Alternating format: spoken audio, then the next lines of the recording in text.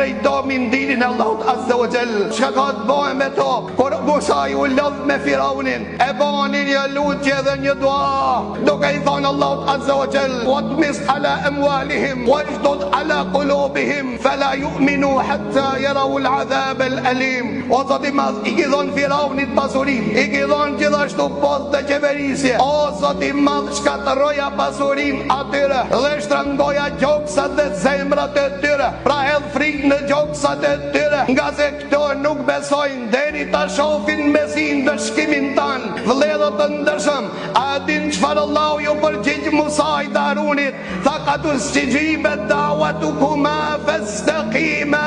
U ka përgjigj Allahu luçës juaj, ama kusht a që ju të drejtoni dinin Allahut, ju të përgjigj një muezinit, ju të përgjigj një dhirjes Allahut Azza wa Jall. Pra drejtimi dhe ndryshimi jon është ndim për to.